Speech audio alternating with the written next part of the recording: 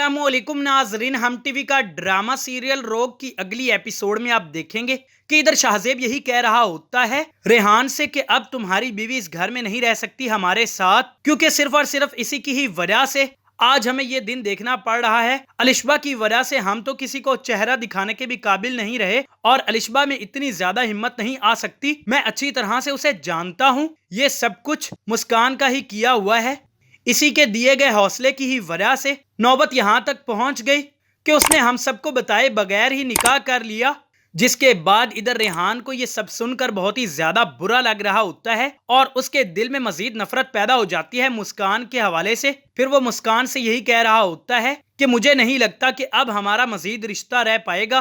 तुमने मुझे बहुत ही ज्यादा शर्मिंदा कर दिया है। पहले तो मुझे बहुत ही ज्यादा खुशी महसूस होती थी कि मुझे बहुत ही ज्यादा अच्छी बीवी मिली है और मैं इस बात से भी बहुत ही ज्यादा मुस्कुराता था और खुश होता था कि मेरी बीवी ने सब घर वालों को अपना समझा है और उससे भी बढ़ के वो मुझ पर बहुत ही ज्यादा भरोसा करती है और मुझसे कोई भी बात नहीं छुपाएगी। लेकिन मैं गलत था और अब मेरे पास पछतावे के अलावा कुछ भी नहीं बचता। ये सारी बातें सुनने के बाद इधर मुस्कान बहुत ही ज्यादा रोती है और यही कह रही होती है कि आपको आज भी शाहजेब की बातें अहम लग रही हैं, जबकि मैं आपको बार बार समझा रही हूँ कि मैंने इस घर की बेहतरी की खातिर ये सब कुछ किया है। मैं नहीं चाहती थी कि अलिशबा की सच्चाई सब घर वालों के सामने आए और उसके बाद आप सबको रुसवाई का सामना करना पड़े। मुझे अच्छी तरह से मालूम हो चुका है कि आजकल भलाई का जमाना ही नहीं है।